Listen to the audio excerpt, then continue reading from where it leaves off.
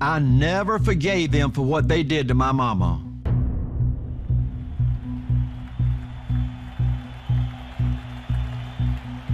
Folks, I'm so dadgum proud we took on the largest industry in the world. Think about this, folks, 13 short years ago, 85 total people, but we said one day, watch out, big boys, we're gonna be number one. One day, everybody in the largest industry in the world is gonna know and fear A.L. Williams. You know what? You know what? Everybody in the largest industry in the world knows A.L. Williams is the undisputed leader. You're number one in everybody's mind.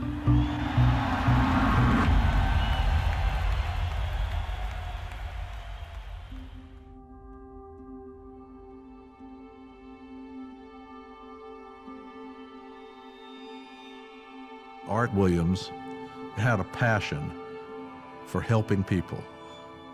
He convinced us that if we were able to somehow corner that passion and direct it in the right way, that we could build a legacy of greatness for our family by helping other families. You know, Art Williams had a way of selling hope to people that nobody else that I've ever met in my lifetime could do. You know, he just made you believe that if you paid the price, if you were willing to pay the price, that the dream was going to be worth it. You wanted to be coached by him. You wanted him to take you to the promised land.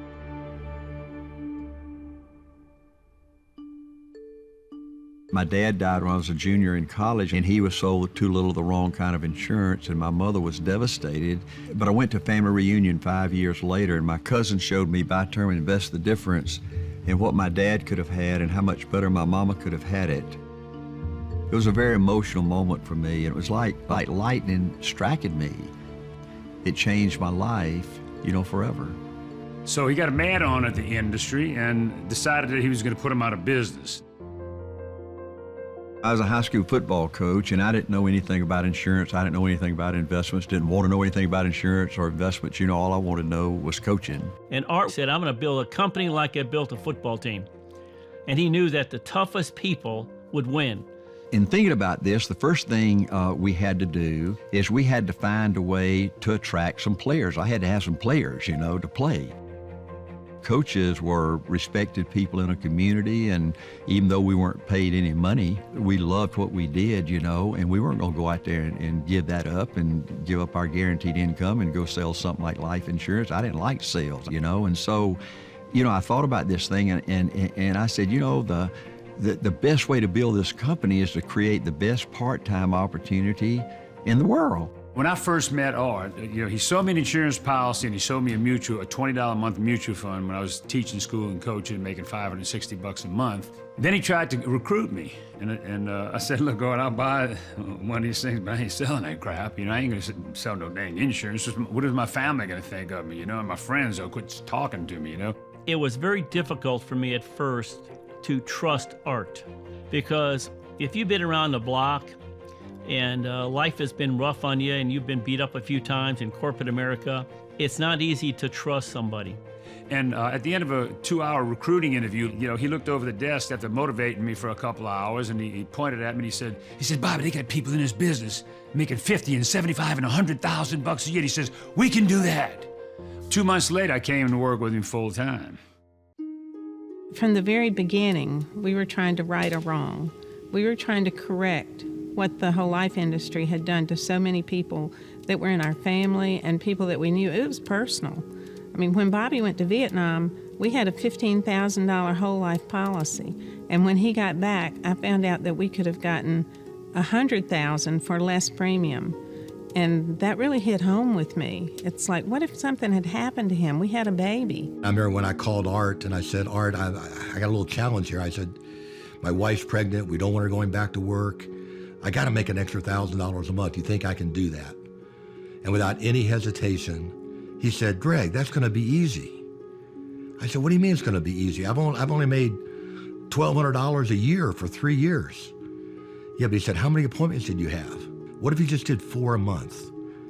And that would replace your wife's income, that could change your family's life. I was a division leader, and I was working out of the Savannah area. And we went to a house that night, and this big burly guy came to the door and he said, "You know, I think we probably shouldn't have set this appointment because you're the company that lets housewives sell insurance." And I stuck my hand out with a big smile on my face. I said, "Yes, sir, we are. That's exactly who we are, and I'm the housewife you've been hearing about. And you really need to hear our story." I changed his whole life policy to something significantly bigger. When I delivered the policy, he said, "Guess what? I think housewives do a better job than those professionals." Angela, to me, embodied that a wife and a mother had a place in business. And back then, women really didn't have a place in financial services. This was really Art's idea, because he realized when he made a sale, he wanted to sit at the kitchen table with the husband and the wife. He wanted to explain to both of them what he was offering them. There's no way the company could be where it is today without partnership. Partnership is the lifeblood of our business. It's the soul. It's that families get involved as a whole. The thing that we realized is that we needed to be educated. We needed to have the same passion for the business. We needed to understand what our partner was doing that was in the field, recruiting and making sales. We needed to understand how difficult that was. Back when we first got started, it was all about us against them. We had our friends and family and relatives questioning our sanity, and we had the competition anytime we came across them, which was weekly, across the kitchen table, reminding us that we had no business being in this industry because we didn't have the professional training that they had. Everybody was out there trying to put us out of business. I'm serious, put us out of business.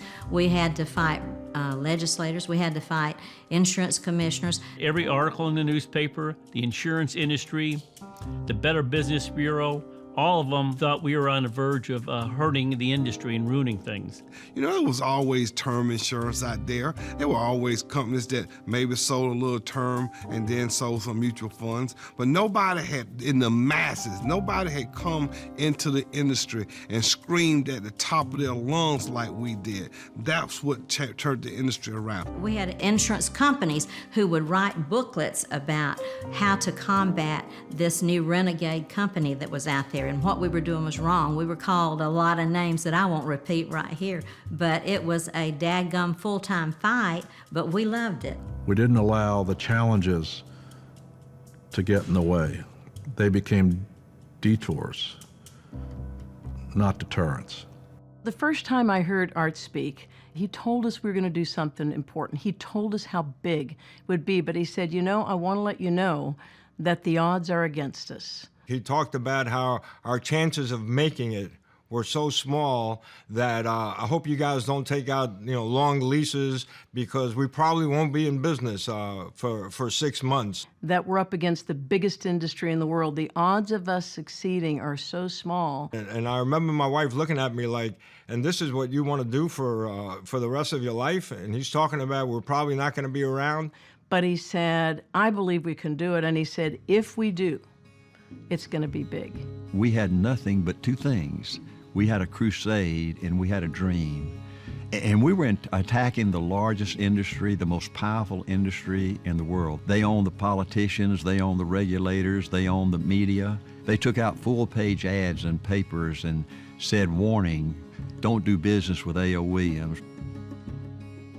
When we moved into Canada, and all provinces passed a law that you couldn't hire part-timers, the heart and soul, of A.O. Williams. But what the industry misunderstood was how tough those original people were. The more people said he couldn't do it, and the more obstacles that came to him, the more determined he became. He's a fighter. He's always been a fighter. He's been a competitor. He was that from a child. Art's mantra for so many years, he would sit and tell us, if we can make it through the next 2 years, we can make it. We've just got to make it through the next 2 years. But he kept saying that year after year after year. And literally every meeting for about 3 or 4 years. How'd you like to have a meeting coming out like that? You know, Art looked us all in the eyes and said, "You've now got to make a decision." And that's when he raises his hand and says, "Do you want to stay in business?" I think a lot of us took that as not just from a company perspective, but from a personal perspective. Art wants us to win. He wants to win as a company, but he wants us to win as an individual. Art needed somebody who had a job to keep us in business and get us the money. So if there's anybody that was a hero that made all this happen, this company that became a miracle, it was Bo Adams. Bo was an absolute genius, and without Bo, this thing never would have gotten off the ground. Bo always said, it doesn't cost anything to think big. It costs everything to think small. Art considered Bo the mastermind.